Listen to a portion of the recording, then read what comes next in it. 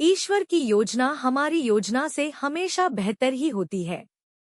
दोस्तों, कभी कभी जीवन में हमें हर वो चीज मिल जाती है जो हमें चाहिए होती है, लेकिन कुछ ही पल में वो हमसे वापस भी चली जाती है। ऐसी स्थिति में हम ईश्वर को कोसने लगते हैं और कुछ समय के लिए हमारा भरोसा ईश्वर से उठ जाता है। किंतु कुछ समय के बाद ही हमें ये एहसास हो जाता है कि जो हुआ वो हमारे लिए अच्छा ही था। ईश्वर ने जो कुछ भी किया वो सोच समझकर ही किया होगा। एक छोटा सा 2 साल का बच्चा खेल रहा था। खेलते खेलते उसके हाथ में चूहे मारने की दवाई आ जाती है।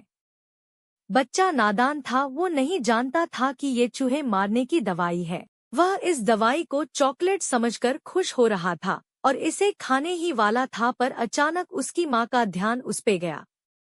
माँ ने तुरंत बच्चे के हाथ में से वो दवाई छीन ली और बच्चा जोर जोर से रोने लगा।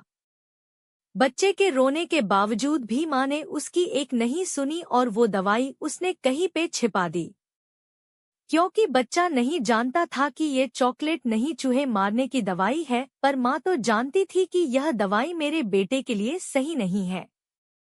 बच्चे को कुछ पल खुशी देने के लिए माँ उसे वो दवाई नहीं दे सकती थी, क्योंकि वो उसके लिए हानिकारक थी।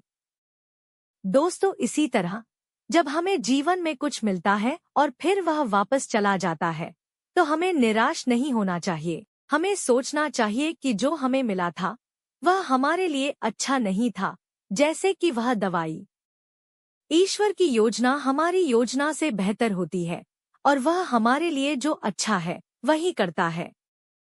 इसलिए हमें ईश्वर की योजना पर भरोसा रखना चाहिए और समझना चाहिए कि जो होता है अच्छे के लिए होता है। हमें अपने जीवन में धैर्य और विश्वास बनाए रखना चाहिए और ईश्वर की योजना को समझने की कोशिश करनी चाहिए।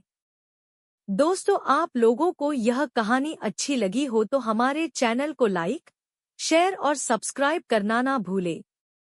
धन्यवाद।